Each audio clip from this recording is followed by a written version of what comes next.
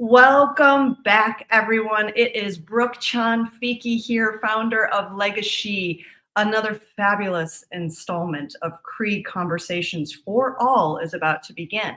This time with my dear friend, Nicole Von Elm. Nicole, thank you for joining us. Oh, you're welcome. Thank you for having me. So happy to have you today. So before we jump in, I'm going to give you a little background on Nicole.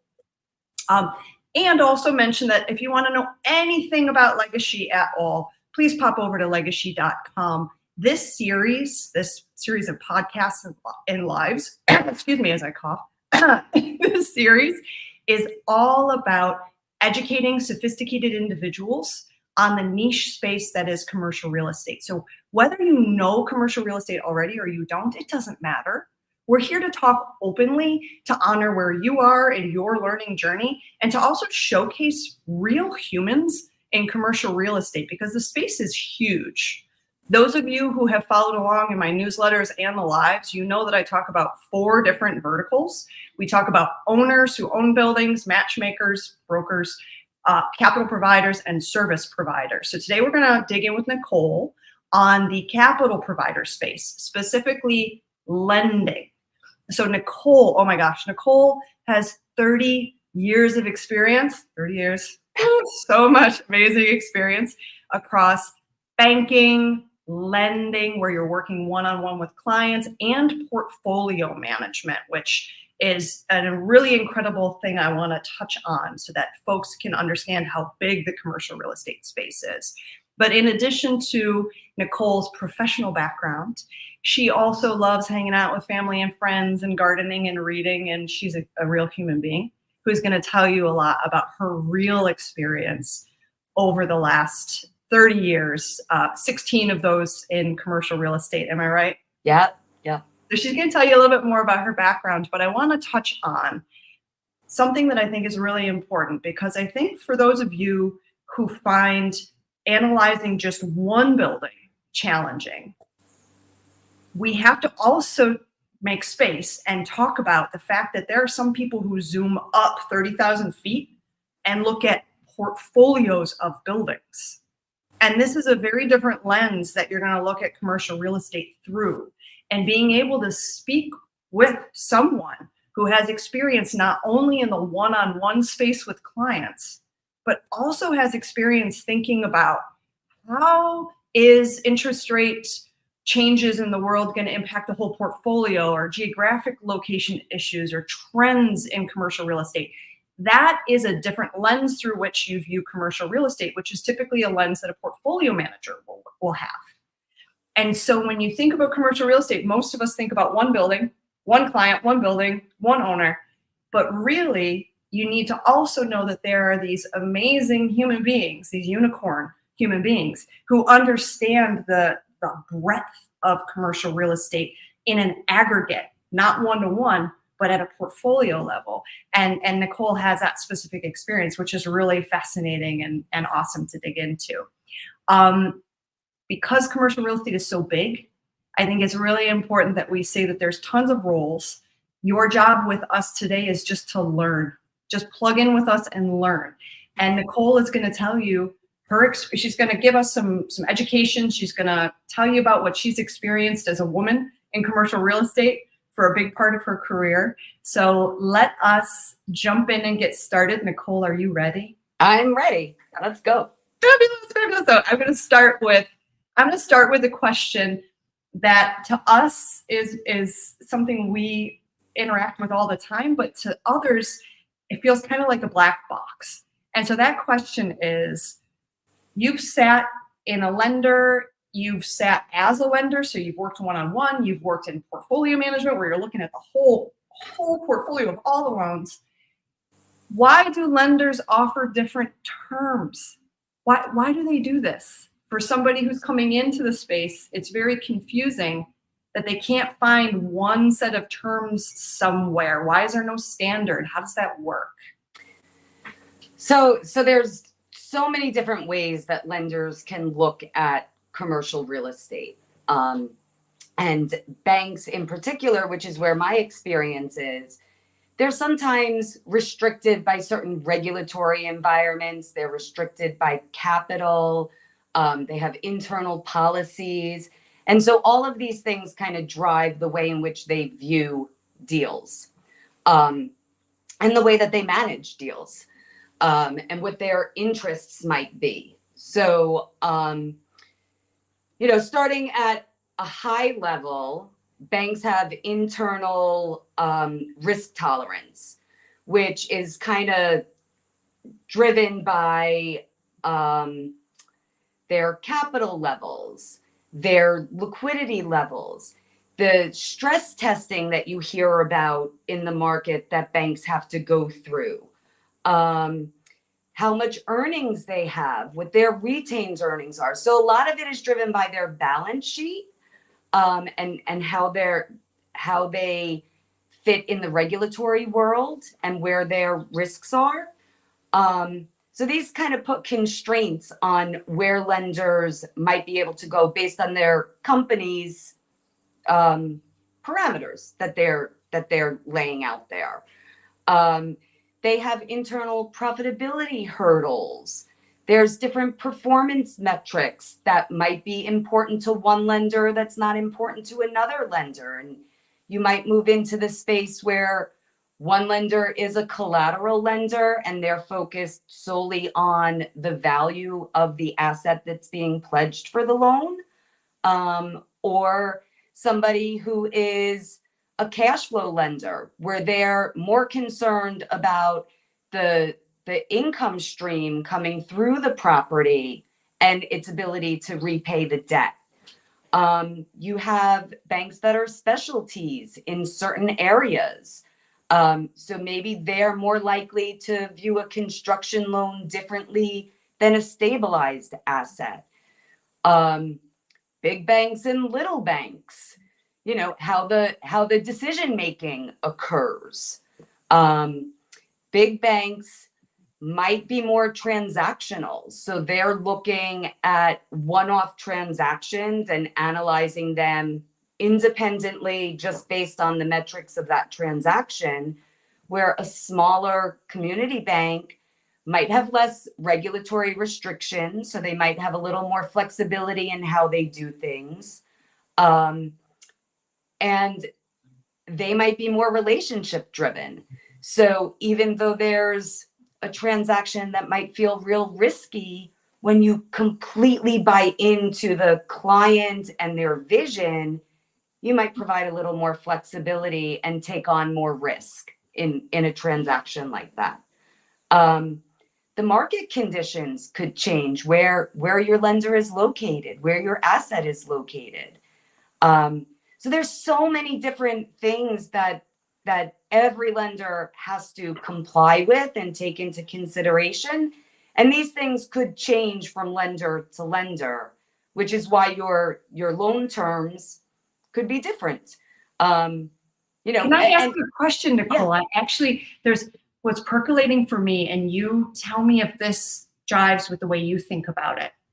What's percolating for me as you're talking is there's an approach that's more up here, that portfolio level approach, what's happening at the bank at large, what's happening in the environment at large. And then there's the individual client level approach. Yes. And what's percolating for me as you talk, again, because you come at this differently from the person who says, I'm sitting just right across from this one borrower and I need to figure out how to do this deal with this one borrower. You're coming at it using both lenses, the portfolio lens and that individual lens. And that's an equilibrium that every bank strikes very differently. And every lender strikes very differently. Yes. Right? Yeah. Well, and I think even the individual lender that's looking at the deal might just see it differently, right? It's all subjective. There's parameters that you need to stay within, and there's guidelines and guardrails to try and mitigate the risk associated with the transactions. But the lenders are all subjective as well. And, so there's a lot of creativity that can go in there when you're listening to your borrower and you're trying to understand what their needs are, trying to figure out how to make that fit within your organization's guardrails plays a big piece. And every organization is going to have slightly different guardrails. So that's No, why standardizing it is really challenging, other than when you get to certain types of lending. Like we did a conversation on the agency space. yes. There's government sponsored agencies. And so they may have more consistency across the entirety because they're staying in certain boxes that they're checking.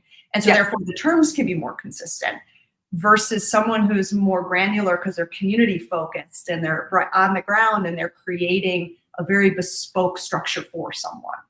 Right. And you know, if the agency is looking at a deal and the bank is looking at a deal, those terms are probably going to be different. Which I know drives people. So now I'm going to pretend I'm sitting right now on the other side of you and I'm the owner. And the owner is saying, but I'm trying to figure out how I capitalize this project. And I got this set of terms and that set of terms and this and this. And your response, Nicole, would be?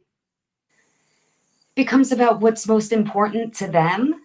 You know, it's really an individual preference as to how you go, what best fits with your business model, what best fits with your personality, how much risk are you willing to have.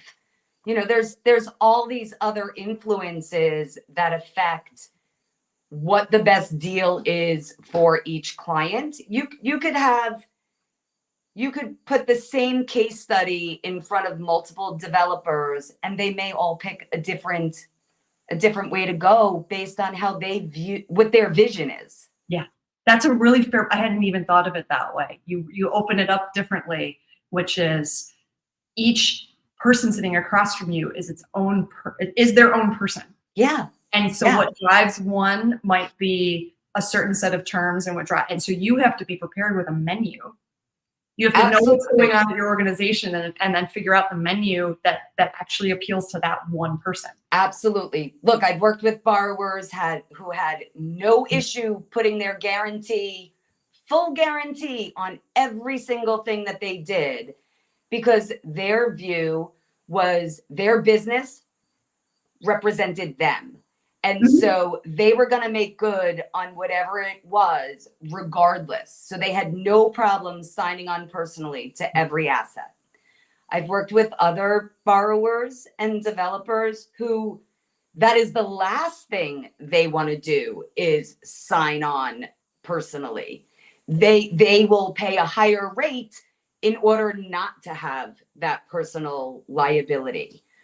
So everybody has their own, just like the bank has a different risk policy, or banks in general have different risk tolerances. So do the borrowers. And so might I as a lender in how I'm trying to look at the deal. I love this conversation in particular because I think what I feel urged to say deeply is there is no right or wrong, right? Absolutely. Every borrower and every organization has a different approach.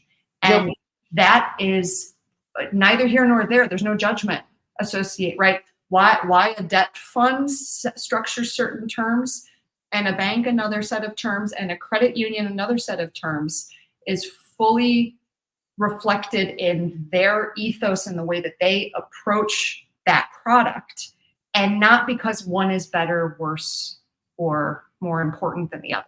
Just a different product they're offering. Exactly. It's just a different lens that they're looking through, right? Yeah. And I think that is one of the interesting pieces with commercial real estate, because there's so many different ways that you can make the puzzle fit, right? Like structuring a deal or putting a project together. It's all like a jigsaw puzzle, trying to make all the pieces fit where it makes most sense.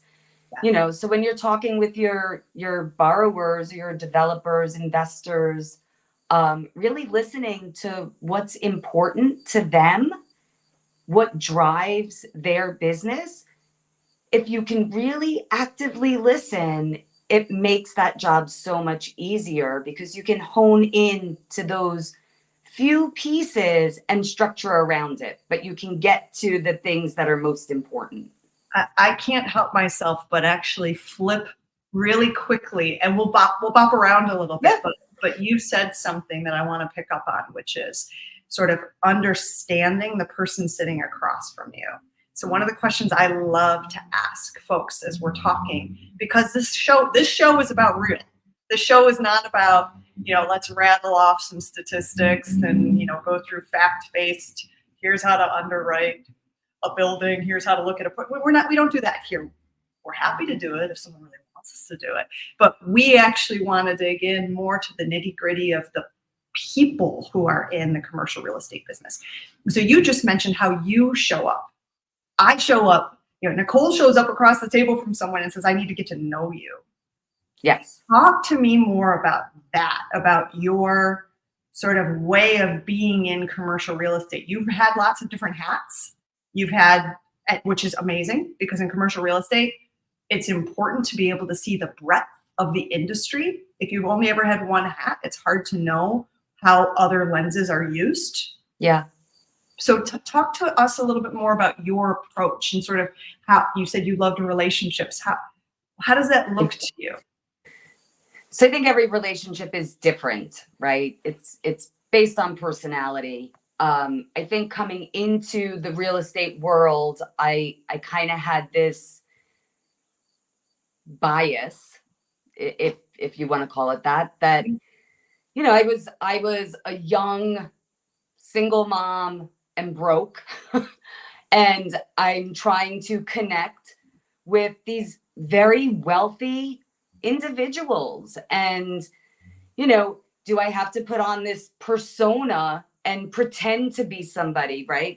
Almost like imposter syndrome. And that just doesn't work for me. So I approached things being very true to who I was, and just being myself. And if it wasn't a good fit with a client, I didn't take it, or a prospect, I didn't take it personally. You want to do what's best for the customer. And if not working with you is what's best for the customer, then so be it. How do you develop relationships if you can't identify that you're not the right fit? So I really decided very quickly that I just needed to be myself. And I think being authentic with my clients, and even, talking about being this broke single mom of 3, I think I became relatable. And so the clientele that I worked with, I developed strong personal relationships with them. And many of them I still have today. I might not engage as often with them, but there's definitely personal relationships there. You get to learn about people as individuals, not just as business people, not just as investors or developers. And I think really understanding who the people are helped me to identify how I could be of best service to them, what I could offer them. I think it's just really important to be able to be yourself and not have to live up to some standard that you've created in your head. I want to pick up on what you just said there about creating it in your head. I think there's this belief, and you pick up on these cues and you look around and you say, okay, I took that cue because that person's doing this and that one's doing this and that. And so you've created this image of what it's supposed to be, what you're supposed to be and how you're supposed to be, which doesn't leave a lot of room for variation.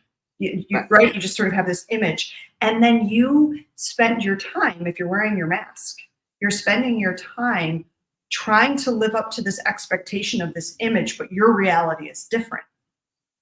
That creates this, I'm spending energy to be this thing when I should probably just be this. It's exhausting. It's exhausting. Right? For me. And so then you found exhausting. success, you realized, I got to be me. I just have to, and being you is a vibe. It's just the way that you show up and what you put into the space. And there are going to be people who come to you. And I love what you said about some clients will come in and they love it and they love you, the real you. And some want something else and you're not offended. That's okay. No, they have to do what's best for them and their business. And I don't want to try to be somebody I'm not. So it works better for me as well. I can't take that personally. You know, No. sometimes there's a good fit, sometimes there's not. And that's okay. It doesn't make you, you know, a bad lender because you don't have a good fit with somebody. It actually makes you a good lender to be able to let them go to somebody else that might be a Ooh, better fit. At least that's powerful. No, that's really powerful. It's know thyself. Know Yes. thyself. And then I can be most impactful. I can be most impactful when I am me. And then I am surrounded by and working alongside folks who see the real me. Yeah, I mean, I think I came in and really was vulnerable with my clients Yeah. in the way that I presented myself. And I Mm. think in most cases that was respected. Yes. And that's what created a genuine relationship with the client where they wanted to come back and do business with me again. Yeah. You know, Yeah. it was a real personal connection, and I think that makes a difference. I think that makes a difference. We have to always remind ourselves, I say this a lot, we have to remind ourselves that other humans can tell when someone is being genuine or just trying to sell. They can Yeah. feel it. They can really Yeah. feel it. So the best salespeople I've ever met, the best ones I've ever trained, but I'll say met because they did it themselves. I just provided guidance. That's what I did. The best ones were ones who separated advice from selling. And advice they would give to people openly and freely. And it would sometimes be advice that said, I'm going to be able to offer you this product, but it might not fit you. Yes. And then the sales side was, okay, I'm going to do all the logistics of, talking to you about this product, but I got to give you advice purely. I can't try to wrap advice and selling together because human beings can tell that's an icky space. It doesn't feel good. Right? Yeah. You want advice. You want someone to tell you straight. And then if the sales process can work from there, fabulous. Yeah. I never really viewed myself as a sales person. Accidental salesperson. Maybe. I was an accidental salesperson. Well, I'll tell you, when I came into real estate, and I know we'll touch on this at some point, but I was adamant that I wanted to be behind the scenes. I did not want to be face to face. I didn't know how I would be able to connect to these people. Not my deal. Not my deal. So I came in as a portfolio manager and I was there for 7 years before I was very strongly urged to apply for a sales role, for a relationship manager role. And I did that for 8 years and I think I was good at it. I just before the pandemic, I was a top performer. So I think that worked for me. And now with the state of the commercial real estate market, I've kind of shifted back to portfolio management because that's where, there's a need with everything that's been going on. But I miss being out with the customers. I miss it terribly. I don't think I ever thought I would say those words, but I miss it. You're using different, when I think about it personally, you're just using different muscles. Yeah. And what's really funny is how you shifted throughout your career. So you started saying, nope, I want to be in the portfolio management seat. I want to look overall. Yeah. I want to handle this 30,000 feet. Don't really want to get into go into the ground and do the one-on-one. I like this. And then along the way you said, wait, hold on a second. Maybe there is something to going into this space and going and doing the one-on-one. Yeah. And then when you're like, oh, I got to move here, I got to zoom back up. Oh, there was a lot of really great connectivity. Yeah, So it these really two was. spaces are different, but both incredibly important spaces, different lenses, different ways of approaching the same work. Basically, I'm trying to figure out how to do something directly versus I'm trying to make sure that the overall system works. Right. So important, both of these. And as a matter of fact, I'm going to say this out loud, Nicole, because I think every organization is a little different in how they define and create spaces for different people. And it really depends on the organization, what the organization will say is like, this is an essential path. This is an essential path. And how each organization does that is really important. So when you go into like a equity space, real estate equity, I'll just use that as an example. The portfolio manager, the one who's looking over the entirety of what is happening in that portfolio, that is the most important role. It's like really the most important role because you have the 30,000 foot seat. So the reason I always say when we talk about commercial real estate, is there a hierarchy? The answer is absolutely not. Every single one of these roles is so vital. Each organization maybe staffs and sort of splits the roles a little bit differently than other organizations. But if you don't have one or the other of the role, the system doesn't work very well. So they're vital. Everything is interconnected. Would you agree with that? Absolutely. Absolutely.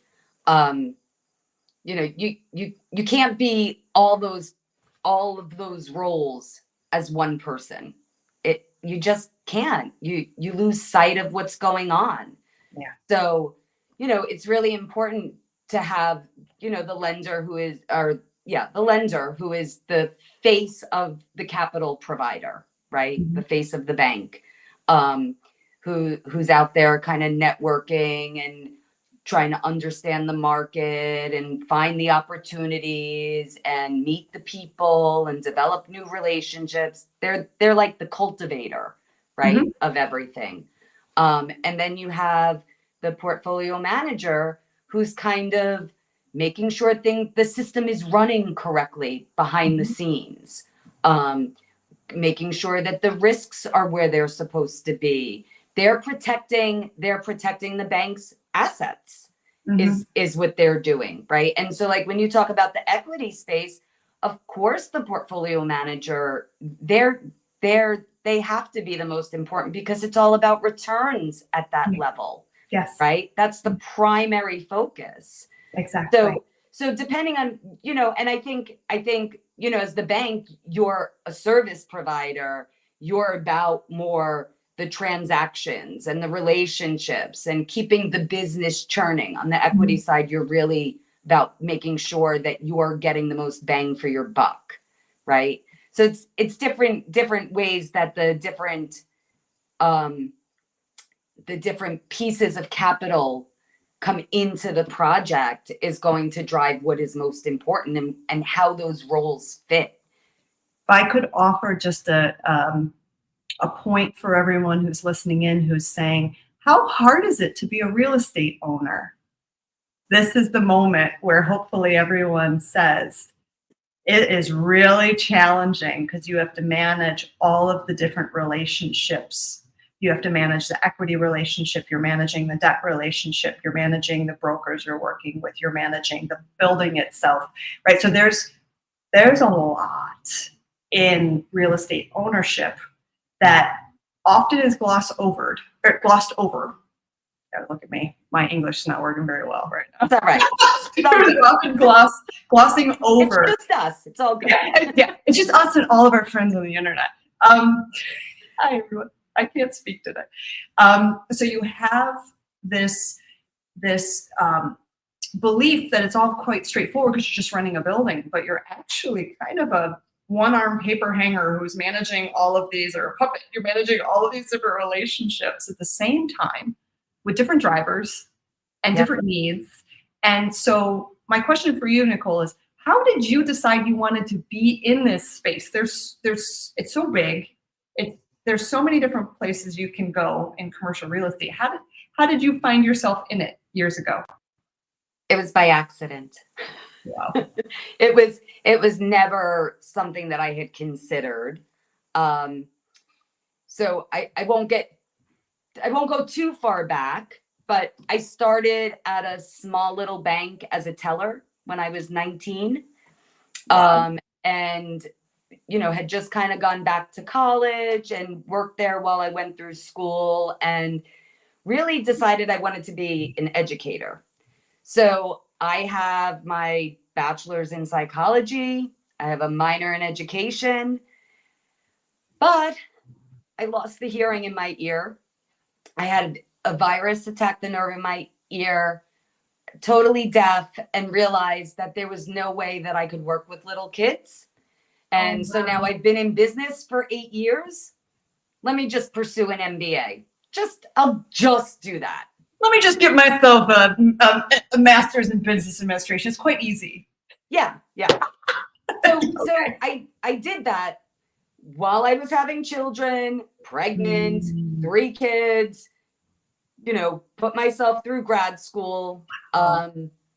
And, worked for this little bank that I was with. I was there 15 years, managed my way up to controller, and then the bank was being sold. I mean, small. My loan portfolio as a relationship manager was bigger than the asset size of the bank that I was with. So it was tiny, small community bank.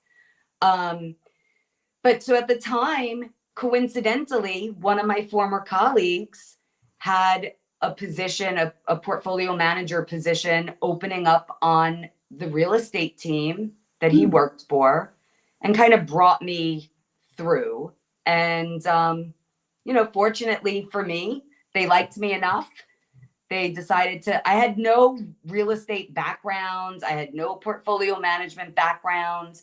But my colleague knew that I was a go-getter, that I was always eager to learn, and that I would just take this under my wings and figure it out. Let that be the lesson, by the way. Let that be the lesson for everyone on this call, that commercial real estate, for the lucky few, you're born into it, so you get the education throughout your life. For most, you fall into it at some point in time, and you have no idea what you're doing, but you figure it out because, as you probably have heard me say, it's not brain surgery. No one dies on a table if you do something wrong in commercial real estate. So you can make some mistakes along the way and figure things out, but as long as you're willing to learn and you're open-minded, it's actually a really awesome space for people who are go-getters, who just want to figure out the next thing. Yeah. So I came over as a portfolio manager, and at the time, the institution that I was working for did not have a wide breadth of portfolio managers, and the team that I was working with didn't even know what I was supposed to be doing. So I just kind of created the role for myself. But from nothing, you just okay, give me a little of this, and I'll figure the rest of it out. I asked questions. I listened to what each RM needed, and kind of developed my interaction with them to fit what their need was. So I wasn't even doing the same thing for each RM. I just tailored my approach to be the most helpful to each person. And I did that for 7 years, and I think they were super welcoming, super helpful, encouraging. They brought me along to all their clients, had me on calls, had me in meetings, where I really was able to develop my confidence and, hey, I think I've got this. I think I kind of know what I'm doing. Like I said before, to me, it feels like a jigsaw puzzle where you're just trying to figure out how to make the pieces fit, right? So you're analyzing a rent roll, or you're analyzing the cash flow, and you're trying to figure out what's not fitting, or how can I make this fit? What can I do differently? And so I was encouraged to move over, like I said, to the sales side. And that was a huge shift, because you know, like I said earlier, I was this young, single, broke mom and not sure how am I going to relate to these people? How are they going to relate to me? How are they going to trust me to provide them services when I'm so far removed from them? Yeah. But you know, I think my customers, many of them, like I said, I developed really close personal relationships with, and they became huge mentors and guided me and helped me. And I think, you know, one of my own stereotypes, you know, and we've talked about this, it's a very male dominated field. And, you know, as a woman coming in, I wanted to be valued. I didn't want to be seen as like beneath somebody or not capable, but I just decided to be myself, and I asked questions. You Yeah. know, I wasn't afraid to say, I don't know. I don't know this. That's important. How can you help me learn this piece of it? Yeah. Or if a client asked me a question I didn't know, let me find an answer. So I'm not afraid to just admit what I don't know. And I like learning. So doing the work to figure it out or finding the people to ask to get the answers, that's not the hard part. That's the easy part. You'd be amazed though, Nicole, because I think that it's hard for a lot of people because there's a real vulnerability and an openness to that, to saying, honestly, I have a fire in my belly. I want to figure these things out, but I don't know it yet. There are different ways to approach your learning, and some people approach it and they're really hard on themselves and there's a lot of shame involved and they're rigid and I can only focus. And then there's other people who are like, okay, I'm gonna make a bunch of mistakes and I don't really know what I'm doing, but like, let's just do it. Yeah. And I'm not saying one is better or worse. That's not what I'm saying. But what I'm saying is that if you embrace the uncertainty and embrace, it's actually very strong. It's a really strong position to be in because it's a position of like uncertainty and fear. You don't really know what's going to happen or how to do it, but you're going to embrace it and you're going to go with it. You're staring fear in the eyes and you're walking right into it and figuring it out for yourself. Yeah. Yeah. That's it. It's important. It's important to challenge yourself. And that's what you did. Yeah. It brings you, it helps you to get out of your comfort zone. And, you know, I feel very strongly that at the point that you stop learning, what's the point of life? Right? You've stopped growing as a person. Yes. I want to continue to grow and learn and develop new skills. And it doesn't matter how old I am. Yes. You know, yes. If I stop doing all that, I might as well be dead. And you know, I say that loosely, but you know, to me, life is all about new experiences and learning and developing and growing as a person. And whether you've come into this late or you've come into it early, doesn't really matter. Everybody's going through a similar path and trying to gather the information. I'm going to share something with you, Nicole, and everybody who's watching this, which resonates. What you're saying resonates with me so much. And I want to share a little funny story, which actually happened yesterday. So I'm working on something, and like you, I like learning new things. So I've been in the debt space. I've been in the equity space. I like commercial real estate overall, consulting, but I've been everywhere, a little bit of everywhere. And I threw myself in about a month ago to something I didn't really understand very well and said, like Pippi Longstocking, I have no idea what I'm doing, but I'm sure I'm going to be great at this, right? Because that's the energy. I'm sure you will be. That's the energy I like. I don't know, but I'm going to be fine. I got this. So yesterday I was having this amazing interaction with this brilliant human who understands equity underwriting for real estate incredibly well. Me, I understand it, but not at the depth that this person understood how to model the difference between a European and American waterfall, right? These are things that this human eats, sleeps, and breathes and is amazing at, and stuff that I'm like, yeah, that's intellectually interesting, but I don't know how to do all the little detailed pieces of it. Yeah, so I sat down with this person and said, Yoda, show me your ways. This is new to me. I'm literally the kindergartner in this situation. I know this much, but not this depth that like deep, deep, deep all the way through. And then what if I change this, or what if I think about this, or what if we add this, or what, and then this amazingly brilliant human could just rattle off, well, this has to change, and this and this and that, and then da, da, da, da, and then da, da, da. And so I'm sharing this with you because I was fascinated by how this person's brain worked in that moment, because my brain has not gone that deep before in that one thing. Yeah. And so that's the learning piece that a lot of people close themselves off. It's about like, I'm in my 40s. I don't know everything. I'm not like stuck and I can't learn anything new. You're not stuck, Nicole. You can learn anything you want today, tomorrow, 5, 10, 15, 30 years from now. You can learn whatever you want. So why would we stop ourselves? Why would we deny ourselves the joy of trying to figure something out? I think it's because we were really embarrassed about looking like the kindergartner in the room who doesn't know the thing. Maybe, but everyone has to start somewhere, right? And those people, they love sharing their knowledge. Oh my gosh, So, he loved sharing. He loved telling me, and I was like, just asking more questions. yeah. You know, and people love sharing what they know, and especially when it's something that they're really good at.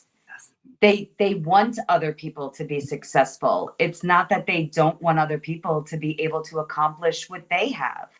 So engaging in those conversations and being vulnerable to say that you just don't know something and you want to learn it, the mentorship that can come out of that is just incredible. You know, and you've had that experience yourself from the people that you worked with that initially you were nervous of. And then you said, let me just open up. Right. I had it from, you know, the team that I worked with. Well, I think I had it my whole career, you know, even starting as a teller.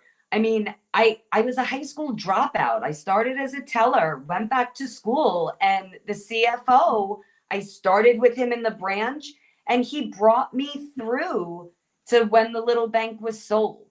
You know, he was wonderful, just wonderful. So the first 15 years of my career, I had this very stable, consistent mentor day in and day out. I worked in every single area of that little bank. Wow. You know, this is like so beyond my skills. But as BSA was becoming like this big thing, I was the acting BSA officer just because. Oh, just to define it for everybody, if you wouldn't mind, because I don't know if you knows. So BSA is the Bank Secrecy Act, and it has to do with like know your customer and anti-money laundering. Mm-hmm. And so it's all this stuff. Financial report, there's like financial reporting in there when somebody maybe isn't having transactions on the up and up and you're concerned that there might be fraud or something, you know, not so good going on. You know, so and this was all around 9/11, mm-hmm. right? And terrorist funding. And so there was this huge focus on this. And until we were able to find like somebody who really was skilled, they knew that at least for the moment, I would dig in and do the best that I could and try and figure it out. Yeah. You know, so I was going with the president of the bank to get training. And I mean, you know, so I'm open to new things all the time, but that was just an incredible experience bringing me through that. Even when they knew at one point that I had plans on being a teacher and I was ready to leave and go to grad school, but then, you know, had to shift gears because being around kids was not going to be a great situation. And then, you know, as I came into the commercial real estate space, the developers and borrowers that I've worked with, the colleagues that I've had really tremendous support from these people, you know, in helping me build my skills and build my confidence that I could do this and get myself out there. You are absolutely, Nicole, a collaborator. And no question. You're a collaborator. And there's there's something that needs to be said around that, which is I think that most humans still believe competition is your way forward, but actually, if you go it with others and you're really collaborative, it's a much better strategy overall. No question. No question. I have very often said, like, I am not the pit bull salesperson. I'm not aggressive like that. I'm not going out there that way. Mhm. I want to work as a team with people. And so that's why, like, the fit and the personality is so important to me, right? Because I want to work with people that I get along with, that I connect with, that I can grow with, that I can learn from. I don't want to be in a space where I feel uncomfortable or I have to pretend to be somebody I'm not. And I want to be open about what I don't know so that I can openly learn it. And I want to have to try and do that behind the scenes. Yes, you don't want to show up in spaces and then have a million questions and then have to go offline with every single question, because it's not a space where that is comfortable, because folks are masked and they don't want to do that in front of others. And there's so much power, Nicole. I'm going to keep saying it. There's so much power in the folks in that room unmasking, pulling it down and saying, I don't really understand this. Can you explain this? Right? There's so much power. Yeah. Yeah. But it's often overlooked. I think it's overlooked in kind of keeping the mask up in the behavior a certain way. So I'm glad you embraced it through, you embraced it throughout your journey, and are sharing with others that was an important part of your journey. And your journey's had different spaces, and you've embraced all these different spaces throughout. And like, it's kept it interesting. Yes. Like it's not just one, I do one thing. You've had a really varied background, which is really cool. And so I have to ask you this question before we start to wrap up. I have to ask you the question: Is it ever too late? Is it ever too late if you're someone who's thinking about becoming a real estate investor, becoming a real estate owner directly, going into the real estate industry? Is there like an ideal time to do it? Is it ever too late to do it? It's too late when you're dead. Yeah. So just don't wait too long. No, I think you can enter that space at any point, right? It's all about your comfort level. We talked a lot about risk tolerance, and that's what it becomes, right? There's so many different ways to enter the space. You don't have to be actively involved on a day-to-day basis. You can be a passive investor. Yeah. My husband is in construction, and we're certainly not thinking anything grand scale, but we feel like he's got that side of the business, and I think I have the financial side of the business mostly understood, and I'm not afraid to ask questions. Yeah. So, where he's approaching retirement, I'm in my 50s now, but we're starting to think about how we might be able to get into that space and maybe develop our own small portfolio. I'm not a New York City girl like you, Brooke.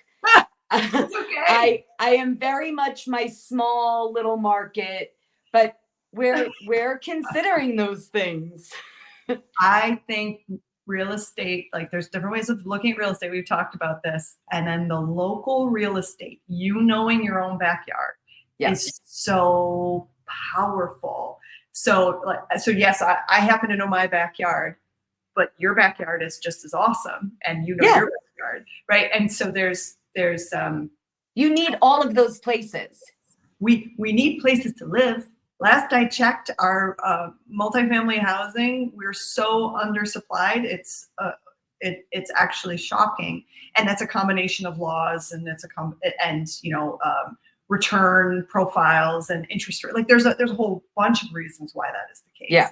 But we could use more multifamily housing, and if folks, so here's the thing that I ask, and maybe we ponder this a little bit, Nicole, which is, I think that a lot of the reason that folks hesitate in real estate or coming into commercial real estate is because it's like, this is a really closed off group and it's very opaque and I don't know how to get in. But wasn't every single one of those people at some point in time an outsider?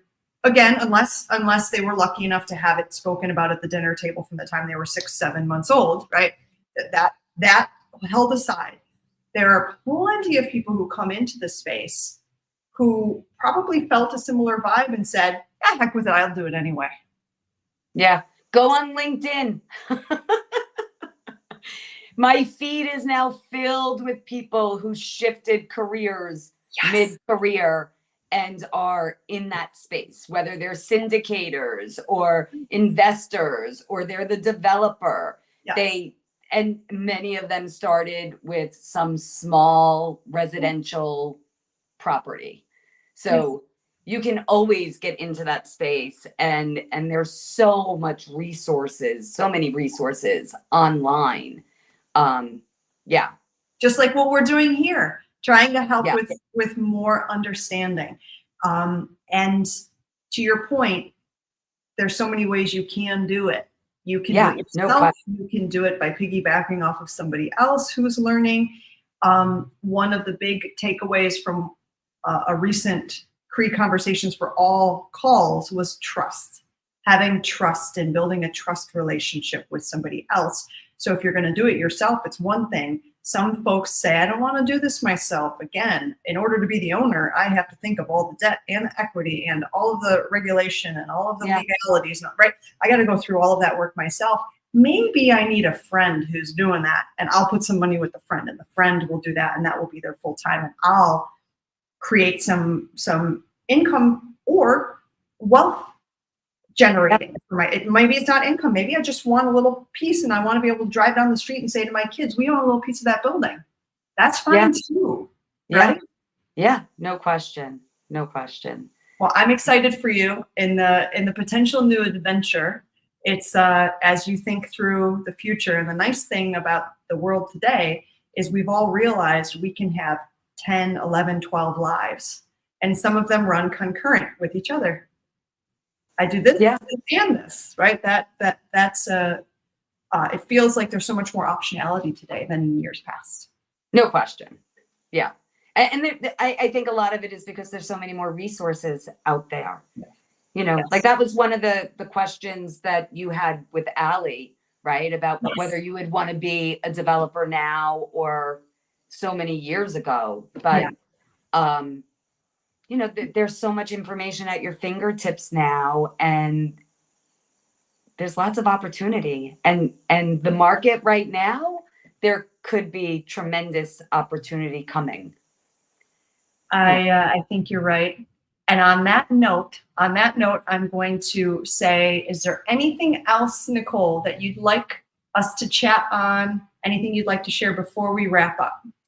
So the last thing I think I would say is for anybody who's interested in getting involved, do your research. Listen to podcasts. I often have them now playing while I'm working throughout the day. You know, there's a lot of information out there. Find somebody who's successful that will let you kind of shadow them. Find a mentor. People love sharing how they became successable, how things work for them. They love to share their knowledge. Tap into it. It's out there. Thank you. I couldn't agree more. We are in the most beautiful information age, which has completely opened doors for folks in a way that you couldn't 30 years ago get access because you had to know a human to get that access. But today, all of that info is out there. And yes, you still have to know humans as you go through the process, but you can get a general education to start. And then you can figure out from there what to do, as opposed to it feeling like it's massive and you don't even know where to start or who to call. And there's no It's intimidating. It doesn't have to be. It doesn't have to be. That's what we're trying to do here. We don't want Surround yourself with the right people, and it doesn't have to be intimidating. Oh my, yes. Okay. On that note, we're gonna close up on surround yourself with the right people. Everyone, please don't hang with intimidators. Hang with the ones who are like, how did you do that? Tell me more about it. And they're willing to be open-minded, open, collaborative, and talk to you. And we exist. We're all over the place in commercial real estate. We just needed to find a forum for ourselves. So we're working on that over here at LegaSHE, finding the forum where everyone can talk about it openly and not feel sheepish or that they don't have a seat at the table, right? We're trying to get rid of that. So Nicole, thank you. This was fabulous. Thank you. Thank you. It was great. I'm so glad we were able to do this. The opportunity. Of course. Don't hang up. I'm just going to end the stream. You can watch me fumble at trying to end it for a second. Bye, everyone. Have a good day.